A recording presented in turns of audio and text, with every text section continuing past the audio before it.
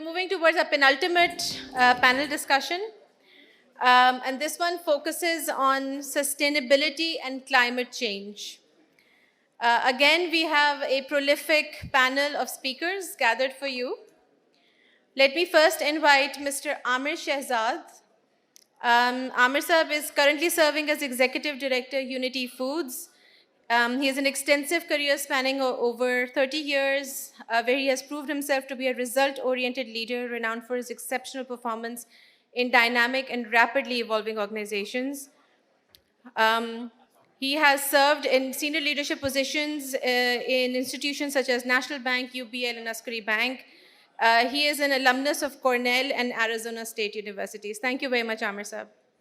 If I could invite Mr. Humayun Akhlaq, who is the country president and CEO for Schneider Electric Pakistan, where he is responsible for the strategy and overall requirements for current and next generation energy management and industrial automation solutions. Prior to this, he's been country leader IBM and has served various senior management roles at Cisco Systems, Microsoft Corporation Pakistan, Intel, 3M, etc. He is an alumni of Arizona State University and also spent some time at Syed and Wharton School of Business. Mr. Umar Ahsan Khan, who is the MD and CEO of Dawlance Group of Companies. He has an illustrious career spanning over 35 years and has served in several key strategic roles at ICI, Pakistan, and Thal Engineering. He holds a bachelor's and master's degree in accounting and finance from the London School of Economics. He is also an independent director of HRSG, of OICCI, and vice chairman of Pakistan Electronics Manufacturers Association. Thank you, sir, for joining us today. Mr. Mohammad Idrees, who is currently the chief commercial officer at Engro Polymer. Prior to this, Idrees was leading the business development department at Engro Energy, where he was responsible for developing new business opportunities for the energy vertical, ranging from investments in renewable energy to cultivating opportunities in allied industries. Thank you, Idrees. And lastly, if I could invite Mr. Moonis Abdullah Alvi, who is the chief executive officer at K Electric. He joined K Electric in 2008, and since then he has held various key roles in the organization. He brings with him 30 years of diversified financial experience and has led the creation of a future-ready entity by emphasizing digitization, customer centricity, and investments across the energy value chain. Thank you very much for your time, gentlemen. Sajjeed, please take it away. You have an hour. Thanks a lot. Once again, very good afternoon. Assalamu alaikum. Guys, we have got K Electric here, a lot of energy. So we would like to see that from the audience side as well.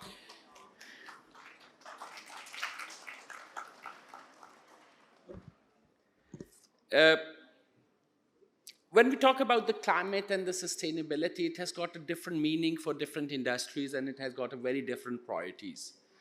But when we look at the country level, there's a one thing which everybody contributes towards, and that is called nationally determined contribution, which country as Pakistan has committed to UNFCCC, and then they have to report every 2 to 3 years around it that how the country is performing. And that is actually the aggregate of everything which is happening in the country, whether in a private sector or a public sector. Normally, the NDCs are a very big commitment from a country side, and it's require a lot of finance, which generally in today's world is known as a climate finance. And it has got a very different financial instruments as well, which are available under the Paris Agreement. And you might have heard about the carbon credits, which is being talked a lot. There's a GCF, like the green climate finance. This morning, Ecomen was here and they were talking about the agriculture and the specific funding for sustainable practices, which they have acquired from GCF recently, $90 million. So I think there are a lot of things which are happening in a sustainability world.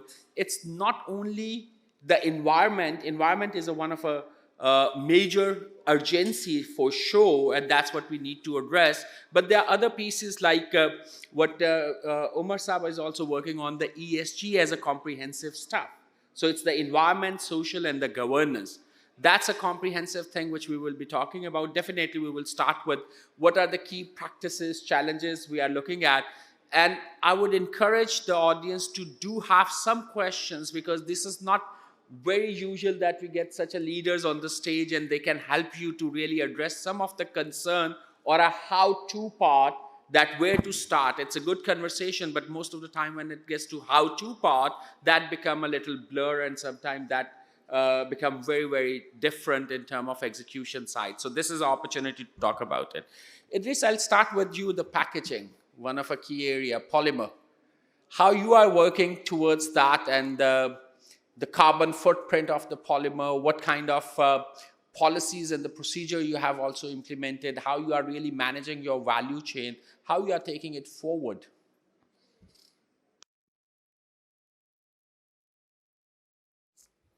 Thank you, Sajjeed. So as you know, just like any other industry, petrochemical is also susceptible to the similar kind of challenges. And I think the best way to start is which point are you standing at the moment? I mean, if you don't know where you're standing, you won't be able to go to wherever you want to go in the future. So what we have done is that at Engro Polymer, we have started a life cycle assessment, which is called a cradle to cradle, with the help of our foreign associated body, Asia Pacific Vinyl Network. So we are undertaking an 8 to 10 month study. What it does is that starting from the raw material sourcing to whatever utilities that you're getting, to the manufacturing of PVC, all the way to the conversion of PVC, uh, value-added products, then their utilization, usage, disposal, and then recycling. So the whole study is being undertaken, and that's being done. I'm very happy to tell you that by our own, Circular Plastic Institute, which is formulated at KSBL. So they are doing it with the international consultants. So that study will be available, and then we'll be able to know where are we standing in terms of our scope 1, 2, 3 sort of emissions, and in terms of our recyclability and other parts. And then you can always make a roadmap to whether you want to reach your destination till 2030, 2035. I mean, obviously, for a country like us, where we find it difficult to even get hold of the energy that we need to manufacture, it's just like if you talk to somebody on sustainability, they might say we have a bigger fish to fry. And but we believe that it is a mandatory step that you need to take, and the earlier the better. So once you have that roadmap available, uh, I personally feel for petrochemical plants, a major step will be to look at, put our houses in order, which means what is the energy that we are using per ton of the production that we are getting. I mean, if the energy is cheap and abundantly available, you might be, not taking care. But energy conservation, we believe, can bring in up to 40% of perhaps the decarbonization that you want to do, if you really put your house in order. The rest bit of the energy, which I'm sure Moonis bhai will also talk about, for petrochemical plants, or for that matter for fertilizer plants, there are two bits of inputs of energy. One is in the form of power, and the other is in the form of steam. When you talk about the green fuels and decarbonization, power has taken a lead, and so far, we can see that some green electrons can be easily, generated versus generating green steam from the green fuels. So one of the journey that petrochemical plant will have to take is maybe electrification of some of the steam driven equipment. So some Sorry to interrupt here, but I would like to know, and I think audience will be interested, why you are doing that. You said that it's a mandatory. Who is mandating that in Pakistan? There is no regulation which mandate you to go for the scope 1, 2, 3. Where that demand is coming? well, you jump to the question number 4, but what we believe is, look, what is going to happen? We have to get back to 1.5 degree above the pre-industrial level, and for that, the 35 billion tons of CO2 which is being emitted has to come down to roughly less than 3 billion tons. And for that, fossil fuel will have to go away. And how is it going to happen? Through the policies is that incentivization will come in the form of using decarbonized fuels and green fuels, and there'll be penalties and externalities that will kick in the fossil side. So ultimately, either you do it forcefully, or you do it willingly, proactively. That is going to be your choice, and that is something that we believe. That is something that we see coming. So in the coming years, you are doing proactively right Yes, now. It's not something. Moonis, coming to you, and then you recently launched a tender as well for 30% solar and all that. So you are going for a solarization.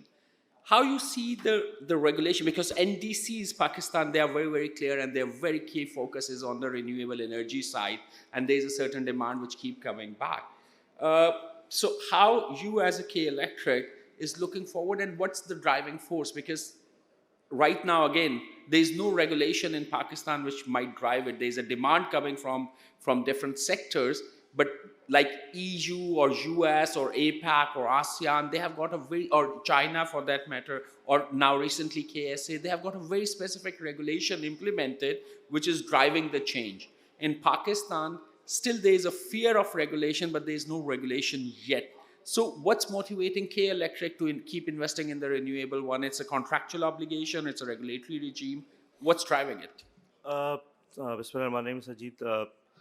I think it's a valid question that why, there is no compulsion and there is no requirement, regulatory requirement or otherwise, that you need to have X megawatt of renewable or, some energy which will ensure that the carbon emissions are reduced. But again, I think this awareness of impact on the environment is increasing. And I think every responsible organization, whether it is K Electric or Dawlance or Engro or whoever is sitting here, or I can even tell you people probably at home today, they are now concerned that their fans should be replaced with the eco-friendly fans. There's no compulsion. And probably if you put up new fans, it might cost you something. But at the end of the day, by doing that, one, you are saving your own cost, because the electricity cost of the new fan is going to be much cheaper as compared to the current fans. So they will save money and there is a payback. So compulsion definitely is coming from the need and responsibility, of course. So as K Electric, we have a mission statement that we will have at least 30% of renewables added to our system, and this current addition is the first phase of the overall renewables that we are going to add in the next 7 years, which is the plan which is submitted with the regulator, and for all practical purposes we have to implement it. So I think we are discussing this in various conferences. You are part of it. We all are listening to these comments again and again. And I think it has been now understood that it is not an option. It is a necessity, I would say. If you don't do it, probably you will not have the cutting edge advantage, which can make you competitive in terms of price. And when and if the regulations will come, which it's a matter of time. If you talk to someone who is exporting, the EU actually is asking them to confirm to them that they have no fossil fuel injection in their power which they are consuming. So maybe not today, but in 3 years, if there is some kind of a questionnaire or a kind of a certificate which has to be issued that how much of your overall generation mix is coming from renewables, maybe these kind of things will help us giving those assurances which will enable the people who would be required to be compliant with those requirements, and we have to help them so that they can use us, and we'll continue to be their primary source and operate. We are a 110-year-old company, and we need to see the changes happening all around us, because I hope after another 100 years, someone sitting here in this seat is saying that now we are 220-year-old company. So we have to ensure that after at least another 100 years, someone is sitting here and saying that we are a 200-year-old company, and that responsibility lies on us, not on the person who would be sitting after 200 years. No, so this is definitely. again the plan which inshallah we are going to implement, and it is going to be cheaper also. We all believe that whatever solar we will add or renewable wind, it is going to be cheaper than the base load plant. So yes, there is a question of intermittency which has to be handled, and there are plans how to ensure that those plants are connected to a network which is stable, which can transport those electrons. And Alhamdulillah, I can confirm to you that there is a door-to-door planning how to ensure that those things are In place, operative in the system. Thank No, you. thank you. And Moonis, there's one thing I'll come back on that. Are you getting access to cheaper funding for that transition? Number one. Number two, you have raised a very valid point, and that's coming from EU and US both. The emissions. They started with emission scope 1 and 2, but now in 2025 and 6, they are going for scope 3. That's mean anything which we are exporting from here to US, they have to really report everything in terms of their emission, and energy is going to be the part of it, that how they are going to consume energy and the source of the energy. But I'll come back to you with the question of, are you getting access to the cheaper funding for that transition as an energy company you are planning to do? We have our ESG framework in place. We have our sustainability report, which is also printed, and we are, as we speak, talking to different institutions, demonstrating that there are certain projects within our system which can attract those funds, which are green funds, and uh, inshallah, we will demonstrate that we would be amongst the first ones to get those fundings. There are certain projects which are precisely in line with what are the requirements today stand, and we are borrowing from, as we speak today, all European funds like Garanco, which is UK based, FMO, all from the EU. So we have to comply with their uh, policy guidelines and standards. So we would be compliant with them, and the only thing that we have to demonstrate is that these projects are actually for the green and sustainability, and that funding should be provided to us. And yeah, we will do that. Thank you. And again, the transition, we are working on it, and we know the roadmap, and I think we have. I would claim that we have demonstrated stability in a chaotic environment. So hopefully, inshallah, we'll be ahead of the curve in the transformation. I think there will be a lot of learning for rest of the companies as well, because that question keep coming back on that side, whether we are doing the right thing to access that funding which is available and people are unable to draw that. You want to add something, Amir? Umar, sir, coming to you, and specifically on the ESG side, you are looking at not only your company, you are looking at what's happening around the industry as well, and how the rest of the organizations. How you see the organization committing to that and going on that journey? Are they finding enough incentive, talent, motivation to go through that journey as we speak? Thank you, Sajjeed. First of all, I'd like to agree with what has been said so far. Working on sustainability, climate change really is not an option anymore. I think it's truly an existential crisis that the world is facing. In the last 2 days, we saw what happened in Dubai, and I think we'll see more and more of such extreme weather events happening. Just looking at 2023, there were more than 300 extreme weather events that happened around the world, which is almost one a day, right? Now, the issue is that I don't think it's really hit us as humanity as to what's happened. So the progress that we've made as humankind over the last 150 years has actually come at a huge cost. There were no cars 150 years ago. There was no electricity. So a lot of these things that we take for granted today are actually coming at a huge cost. So the way I look at it, it's actually a man-made crisis. It's not nature that has done anything to us. We've done it to ourselves. And if we've done it to ourselves, I think it's we who's got to find a solution to it as well now. No one from outside is going to come and do that.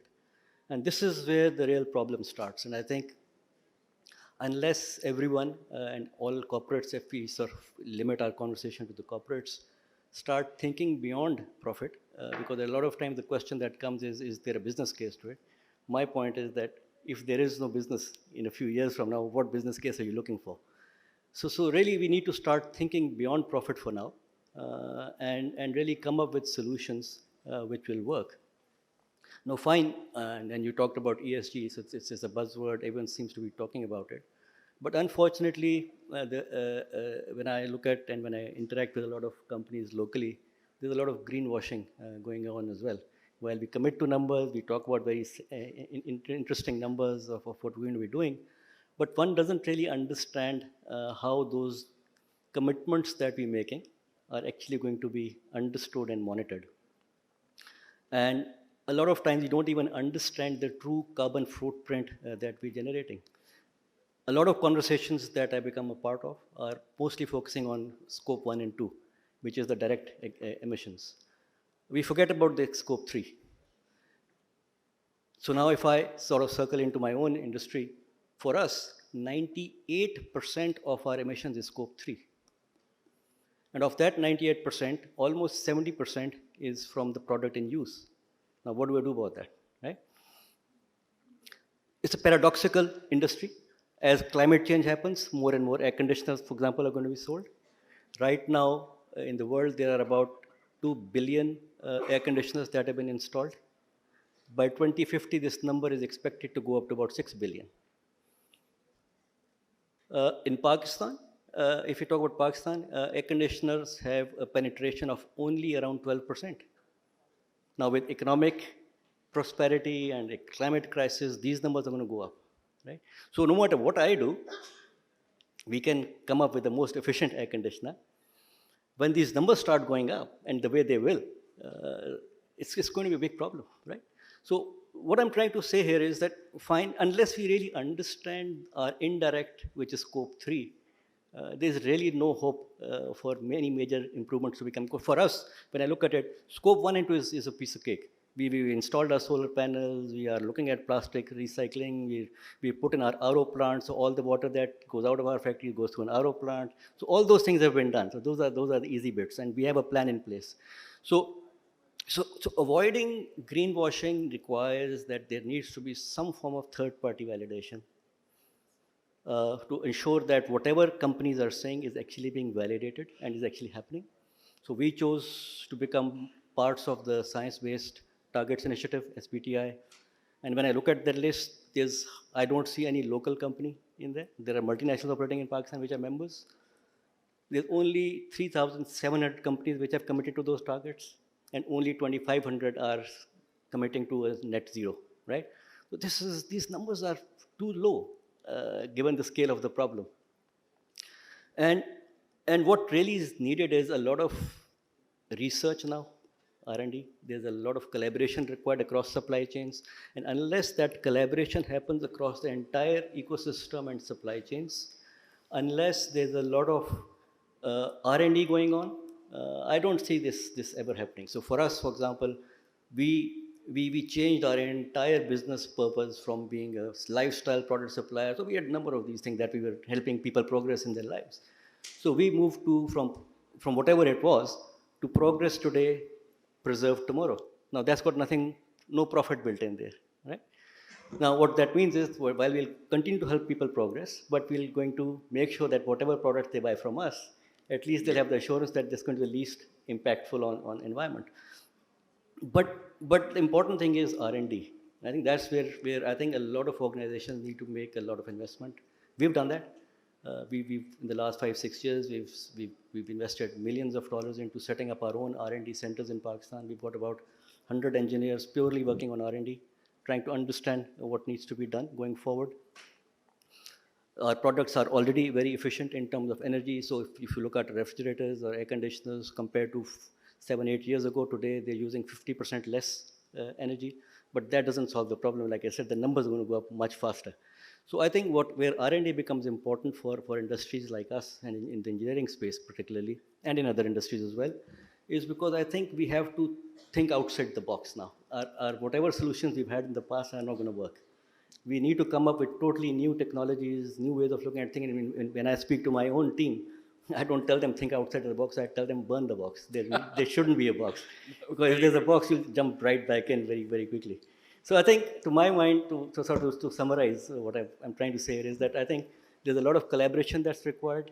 We need to have third-party validations to make sure so the targets that we've taken, Sajjeed, I know today that the technologies don't exist to deliver those targets. Yeah. But because I'm a listed company globally, because I put myself in the public space, now the pressure is on me, on us as a company, to now deliver on that promise. And that's really what's required.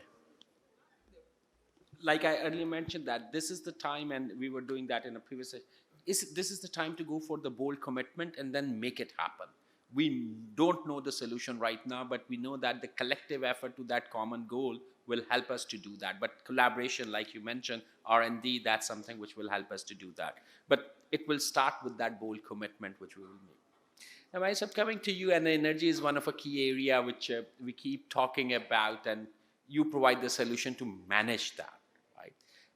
What you are seeing in the market in terms of the patterns, the way people used to consume energy, now what they are doing, that the intelligent solutions which they are going to deploy, particularly in the industry or a grid management side, how you really see that helping us towards the sustainability and environment side. And the second part is definitely going to talk about the cybersecurity side, because as soon as you get everything digital and connected, the second risk which we start getting into is that what happens if there is a cyber attack? Right. Thank you, Sajjeed. So very relevant question. So ever since I think we've seen the rise in energy costs, and I think Moonis can back me up on this as well as Umar Saab, you know, this discussion has become more important in terms of energy management, you know, is becoming part of the boardroom level discussion. And looking at the scale and the footprint of many organizations, जैसे यूसुफ साहब अभी यहाँ नहीं है, but you know, operating a branch network of 450 branches, you can well imagine, you know, with the energy cost going up by 10%, what would that do to his bottom line? So it's definitely a burning topic, and I think with that, but and we are now engaged with more and more customers, including Moonis Saab, you know, I mean, they are, I believe, K Electric is one of the pioneers in terms of, जैसे अभी solar की हम बात कर रहे थे, उसी तरह they are even much ahead on the grid automation side as well. So they're really, you know, doing many things, and you know, which are transformative, and we don't see that happening in the industry with the other utilities. So definitely, I think KE is the leader here, and again, I think this goes back to show जो अभी बात की है मोनिस साहब ने कि, you know, he's not looking at current period or the next 10 years, he's looking at, you know, the next 100 years, that whoever will be sitting in his seat should be able to say that अच्छा ये 100 साल पहले किसी ने ये thinking की थी. तो इसी तरह बहुत से customers जो हैं वो इस वक्त हमारे साथ engaged हैं इसके ऊपर, and we are very happy to, you know, support them on their sustainability journey, because energy management is part of your much broader, larger sustainability framework that the organizations are putting together. और जैसे उमर साहब ने बात की कि, you know, sustainability journey में there are multiple scopes. You know, there's scope 1 कि पहले आप अपना footprint देखें कि आपकी जो factories हैं, आपकी जो buildings हैं, आपके जो offices हैं, उनका carbon footprint क्या है, and then you implement, you know, some solutions internally, जहाँ पे solar is one option, wind is another option, green hydrogen is another option. Then you go into further, you know, building automation solution, you know, data center automation solution. So first you do that. Second part of that is that how do you bring that sustainability feature in the products and the services and the solutions that you are selling to your customers? So I think earlier Sadia was here, so she talked about the packaging, for instance. I mean, that's a small component, but for their industry and for their organization, it is huge. Because, you know, if they can bring, you know, sustainable materials in you know, packaging and marketing their products, so that's huge in terms of reducing the carbon footprint and what they're serving to their customers. So the same philosophy we have as Schneider Electric, that we need to bring more digitization, more automation into our products. And also the materials. And the third part, I think Umar Saab ne iski taraf allude kiya, you also then have to extend this to your suppliers. So, puri aapko jo hai na, your sustainability strategy has to cover all three aspects. It cannot be कि आपने अपने आप को, you know, you assess yourself and you put in some technologies and solution to put your contribution in to bring the carbon footprint down and reduce the emissions and all that. But आपको इसको expand करना है, and this is what, you know, most of the global companies are doing, and that this requires strong commitment. This requires I mean, deep organizational understanding, knowledge. R&D की बात की उमर साहब ने. So पहले तो आपको ये पता करना है ना कि आपका footprint है, carbon footprint है कितना. तो जो आप offices या factories या machines या वो आप कर रहे हैं, and this is where we are helping our customers, not only on the product side, but also on the solution and consultancy side, कि हम we are helping them first determine कि carbon footprint है कितना, and then we move towards a roadmap कि जिसको reduce. जैसे अभी our colleague from TCS, for instance, was talking about, they have probably hundreds and thousands of couriers, you know, that are going around. My first suggestion would be that, you know, at least put them on electric motorbikes. And the expectation is not that you know, you'll do all of that in a single year, but at least start that journey. Start with 10. Then move to another 10, delivery vehicles, you know, those kind of things. So it is a complete strategic framework. I can give you my examples that, for instance, we have set our net zero target by end of 2025, which is next year, at a global level as a company. So two things which we will achieve, and there's been a lot of progress that has happened to date on that we have qualified 6,000 of our suppliers globally into the sustainability framework. And then, you know, we even assisted them get the validation or the certification from the global agencies that measure and give that certificate to them. Similarly, 1,300 of our own sites are totally self-sufficient. So we don't look at the grid. We have our own battery backup system, we have our own solar, we have our own wind, we have our own electric vehicles, we have our own electric chargers. So, you know, that real estate is fully self-sustainable. And I think the important part is, जो कि अभी आपने Moonis साहब से भी पूछा, कि yes, in some countries, you know, this is being done under the umbrella of regulation or incentives. Pakistan में तो ऐसी चीज़ मतलब एग्जिस्ट फ़िलहाल नहीं कर रही है, अल्लाह करे आगे चल के ज़रूर करे. लेकिन the way we look at it, and I think most of my colleagues here on the stage would agree with me, that this has to be treated as a competitive advantage. So, जैसे मोनिस साहब ने कहा कि कोई compulsion नहीं है, but he is doing it because he wants to create that competitive advantage for his organization. So does Umar saab. And for his customers as well. And for his customer, exactly. So take it as a, you know, make it part of the business strategy, your growth strategy, your product strategy, your marketing strategy. Sustainability has to be, you know, as part of your overall strategy. And that then has, you know, obviously benefits like how are we going to address climate change, how are we going to reduce the carbon footprint, and, you know, all those things. But it's a journey, and it has to be done in a very thought out manner, and there needs to be strong commitment and people and knowledge and organization behind it to make it happen. It cannot just happen, you know, as a buzzword. No, thank you. I think that's quite a comprehensive structure, how it should be approached and how you are doing that. And that's bringing me to the value chain one, which you picked up as one of a key concept, and Umar Sahab also picked up that unless until the entire value chain works together, it's very difficult. Talk about the European and the US regulations, and they're going to kick in very fast. I think as per the European Union regulation and the US, I think by the end of 2026,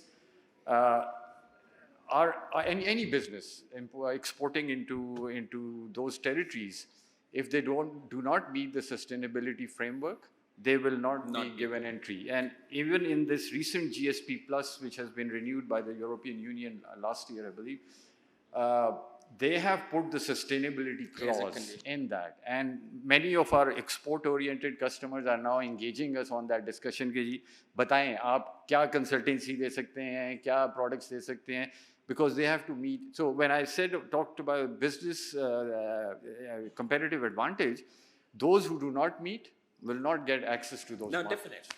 And if we talk about the Europe, we are talking about a good 4.7 billion euro of textile export, which is at risk, particularly with the CBAM as a regulation coming in and sustainable textile principles which they have introduced. We are working in Europe and US, so we are very much engaged with the regulators as well as the clients which they are working out on that side. Value chain, and that's bringing me to you, Amir. You are one of the leading organization in the food side, and your value chain practically work across Pakistan everywhere, the agriculture, the manufacturing side, consumer of the energy, producer of that food, packaging. So looking at, and I'll pick up first from the agriculture side, because that's something which is very much into your business, whether we talk about the wheat, corn, feed. So how you are looking at the sustainable practices within the agriculture, because that's something very difficult for convincing farmers to change their practice, number one. And then while you are planning or you are exporting to the European countries, or now for that matter, Middle East or China, even those countries may not have that regulation right now, but they have put up their regulations which are going to restrict or demand for the traceability of those products. So how you are seeing that agriculture sector moving towards the sustainable agriculture practices? Thank you, Sajjeed. I think I'll start by saying that food security is not just a challenge. I think it's a threat, not just for third world countries, but for first world countries as well, because there's a lot of interdependency between different nations in terms of what they produce, how that produce is available to those countries. So the criticality of it is understood across the world. Countries like Pakistan, they have much greater advantage because they are, and I mean, just talking about Pakistan, we are an agri-based economy. We started off as an agri-based economy. The problem, I'll just mention a few problems that we've been facing over the past so many years. I think the way Pakistan's economy has progressed, or rather has not progressed, is the fact that every 5 years our focus changed. Either we were initially maybe agri-economy, then we wanted to be service economy, then maybe we wanted to be manufacturers. We couldn't really focus on to what we really wanted to do. I think for the very first time, the way I'm seeing my interaction in Islamabad and other stakeholders is that through the Green Pakistan initiative, this is the first time I've seen a very, very serious focus coming back to, or bringing Pakistan back to basics. Focus on agriculture, that is essential. So Pakistan has that kind of potential. With regards to sustainability, you're 100% right that it has become an essential for us, not just to produce and export, but just to produce and consume within the country. It's extremely important. Why is it that important? It's because of the fact that the agri practices that we have in place today and the practices that we have in place in usage of the input, especially water, is detrimental to our future. I mean, we all understand that we already have shortage of water that we're facing, not just for general use, but particularly for agriculture use. We have underwater reservoirs that are depleting. We have political challenges with our neighbors with respect to the access to the water that comes down from the mountains during the summer and the spring and summer. So that is in place. We do not have any infrastructure in place, proper infrastructure in place for usage of whatever water that we have. So therefore, sustainability, inclusion or introduction or implementation of sustainability practices in agri is, we cannot do anything without that. We cannot be an agri nation without that. Just to give you a few examples, I think if I look at internationally, the practice that are in place, there is precision agriculture that is happening internationally. Pakistan lacks that. This is where technology is used for, like for example, GPS location, specific GPS location of land and soil resources. We're talking about usage of drones. Farm and palm. Farm and from palm, lens, yeah. that That's is a very coming. big one So for that you have, Pakistan. you have access to satellites that is letting you know on say one acre of land what kind of fertilizer or the usage of fertilizer, that the efficient usage of fertilizer that you can do. So all of those practices are extremely essential for us. Just to give you an idea, as far as we are concerned, we are not just now looking at the domestic market, we're looking at international market also. We have seen Pakistan will see a very good, or expected to see a very good wheat crop coming in. But we also need to be aware of the challenges that we're facing with these crop cycles. Climate change has become a serious issue. For the last 3-4 years, we're seeing that the weather pattern has changed. We're seeing hailstorms in the month of March, in April. That's the time when the harvest is happening for wheat. It damages our crops. So we need to do a lot of investment in R&D, where we come up with the seed varieties that are resistant to the climate change and also maybe shorten the wheat cycle, just for example. Or change the cycle for that matter. So all of those are extremely important. And again, as you mentioned, traceability. Traceability, today we do not require any traceability by selling our products in Pakistan. But we are entering that space that costs us some money, but that's fine. That investment, as Moonis also mentioned, that we need to look at, not today, but look at the future. How we are going to be investing our capital, and that capital, the return on that capital cannot be looked in a shorter term. It has to be looked in a longer term. So I think sustainability has to be an integral part of your agri space. Without that, Pakistan's Pakistan initiative will not be successful. So I feel, and another important thing is that all of the stakeholders will have to play their part, not just the off-takers or the processors, but the agri producers. And one important point that you've really mentioned, where the main issue right now is how do you convince a small farmer to change his attitude towards sustainability, because what they look at is, यार मेरी इसकी support price क्या है, और support price में मेरा माल बिक गया तो मैं अगले साल भी उगाऊंगा. He will not see the impact of that produce on the soil and on the resources. उसकी है ही नहीं. But this is where I think corporate farming comes into play. When you go into certain area with a larger scale, with the responsibility of supporting those small farmers around you, not just by offering them maybe off-take support, but actually sharing with them the R&D, sharing with them your knowledge, telling them the proper usage of the fertilizer so that it's good for your soil, and also confirming their off-take. Because उनका वो दुख ले लो यार कि यार मेरा माल बिके नहीं, भाई मैं ले रहा हूँ ना, मेरा माल ले रहा हूँ, ये मेरा बीज पकड़ो, this seed, and be a provider of the input, right? Because if we can spend some money on R&D and we can find out a hybrid seed which gives a greater yield, why not I give that to the small farmer also? उसकी yield बढ़ जाएगी, okay यार मेरा तो माल ज़्यादा बिक रहा है और लेने वाला भी साथ खड़ा हुआ. Or nutritional value. Exactly. So I think that's why the corporate farming initiative is extremely important, and it should always looked at positively with all the checks and balances in place. That the small farmer is being supported through these practices. No, thank you. I think that the last point is very important. They should feel inclusive while you are doing all that part. They should not feel that they will be left out because they are a big farmer coming or a corporate farming is coming up, and they might not support you. They might react to that, and getting into the land dispute can lead to many years of they need battles. to be realized that they're part of the system, and we're there to support them. We're not here to take their space. They have their own space. Yeah. And they will benefit from your presence. Exactly. They will grow within their space, but at the same time, we are there to help you grow. Yeah. That's important. No, thank you. Any question from the audience side? Initially I mentioned that it's a rare opportunity. You get all the industries here. So anything which you are planning in your ESG strategy for your company, or any individual who is planning to get into the ESG space as a career?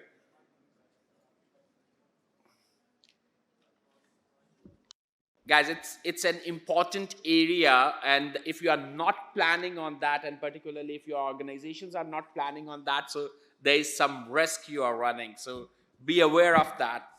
Just on a closing side, I would request everybody to just in a 1 minute, how you will suggest the industry or businesses or your peer, what are the top 2 things they should start looking on if they want to get on the ESG journey, how they can make it real from a general conversation to a real action side of it?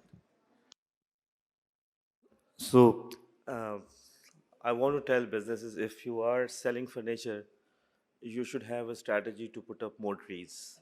Otherwise, you are not going to be doing what you are doing right now. So please, it is strategy, it is ESG, it is ensuring that you continue to have the raw material for whatever you're doing. So I think ESG, again, as everyone is saying, that it is not an option, it is a must. So see through it, uh, how we can improve our efficiency by looking at all these things.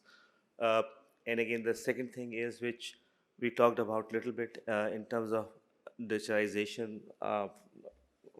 Schneider Creek is also, aware of what we are doing in certain cases. He's helping us in terms of bringing the cybersecurity and the ADMS, which is going to take the distribution system of K-Electric to, I would say, a gold-plated standard. Obviously, it will take some time. So I think big businesses who are aware of the responsibility, they have to take it as, I would say, as a KPI.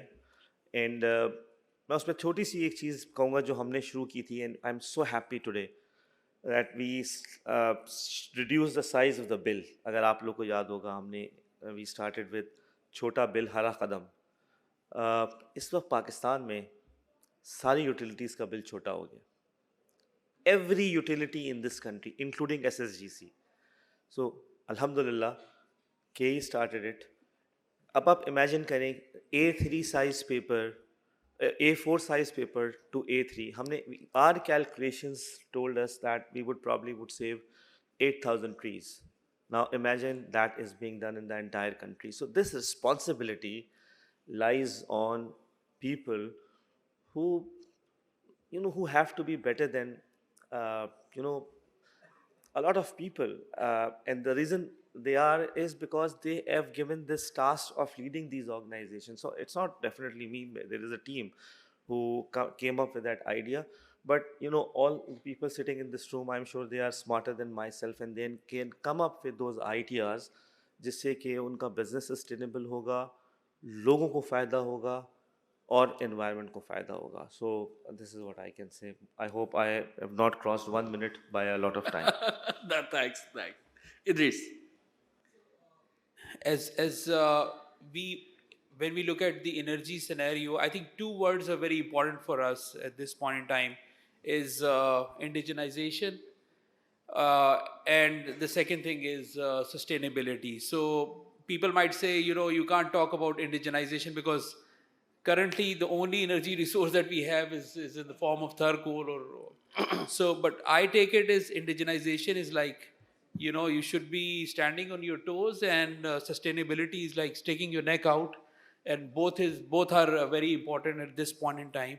But I would again say it starts with putting your house in order, because we've had the privilege of energy abundance, and we've been pretty generous in our spendings. So perhaps energy conservation, energy efficiency can bring up to 40% of the cost saving, and there are good materials available as well. Some of the PVC composite materials that you can use to have more and more insulation and conserve energy. We might talk about it later as well.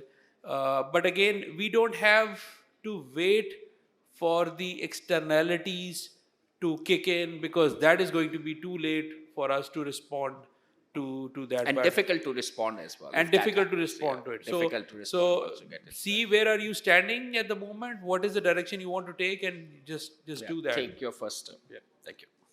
Umar sir. So one I've already talked about, so I won't spend too much time on that. I'll just quickly recap. Is I think we need to avoid greenwashing, and the only way that's going to happen is if we put ourselves in the public space. How you do that? There are many options available. It's SPTI. You can issue green bonds. Your investors will be on your back, on your case. So unless we put ourselves in the public domain in terms of whatever commitments we're making, there is a chance of greenwashing, and that real change that you're looking for might not happen. So that's one side of it.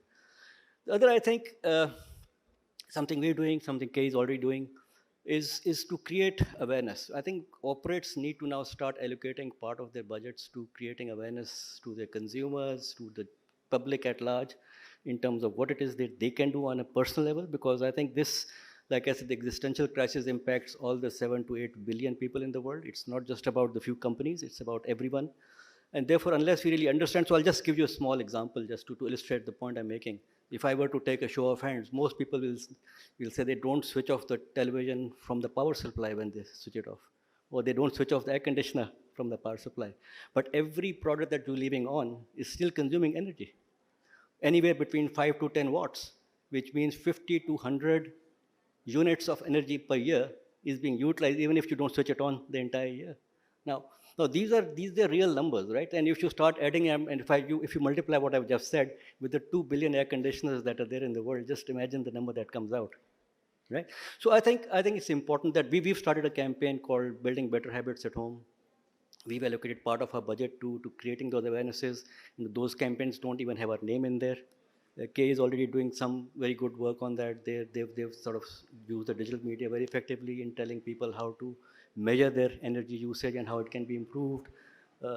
Water pricing is not happening in Pakistan. People really don't understand energy. When we talk about electricity because we're paying a lot of money for it. Because water for most of the country is free. No one cares, right? 70% of all the water that's extracted in the world is wasted. 30% of all energy is wasted. Right? Almost 1/3 of the food that's produced is wasted. So unless we create this awareness that we have a personal carbon footprint as well, and by just avoiding those wastages, we can have a huge impact. And I think that's where my view is that if we want to make ESG real, corporates need to start allocating part of their marketing budgets to creating those awarenesses. And I think the one you talked about, the awareness and the visibility. Like the numbers when you put it up, that will change the perspective, how people think. Humayun sir.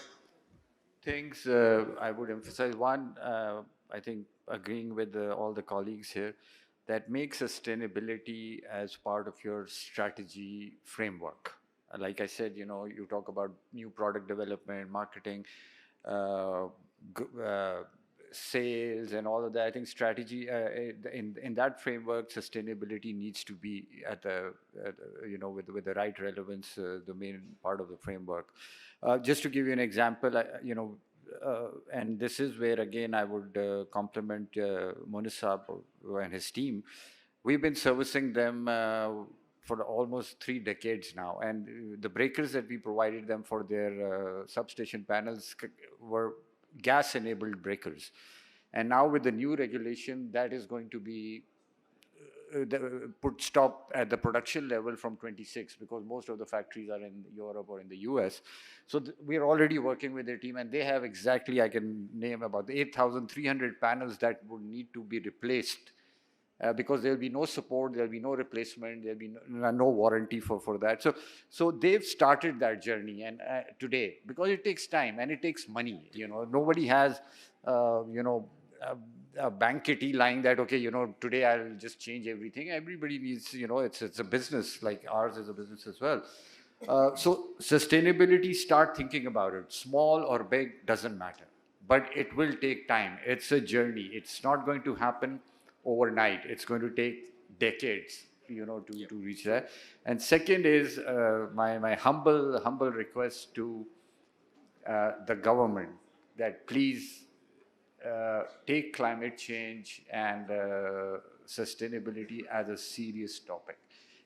which means we need regulations, which means we need incentives, especially for the businesses. Without that, I mean, carbon credits or whatever, they need to. उनको बहुत जल्दी होती है Paris climate summit में जाने के लिए, funding मांगने के लिए, या जेनीवा में जाके फंडिंग मांगने के लिए. And yesterday I actually quoted that I was in Islamabad with the ministry and I said, but आपसे उन्होंने ये नहीं पूछा कि यार ये तो आप हमसे मांग रहे हैं, आप बताएं कि आपने क्या किया है. आपके पास एक्सेस कैपेसिटी है जनरेशन की, बिजली की, जो कि आप ज़्यादातर फर्नेस और कोल और उनके थ्रू आप प्रोड्यूस कर रहे हैं. बट आपके यहाँ पूरे मुल्क में कोई इलेक्ट्रिक व्हीकल की पॉलिसी नहीं है जो अगेन फर्नेस ऑयल पे चल रही है. तो मे बी यू कैन और आप उस एक्सेस कैपेसिटी का हम सब पे कर रहे हैं. क्या आप वो कैपेसिटी कुछ यहाँ नहीं मूव कर सकते हैं, reduce your furnace oil bill maybe, so introduce some electric vehicle और मोटरसाइकिल और पॉलिसी.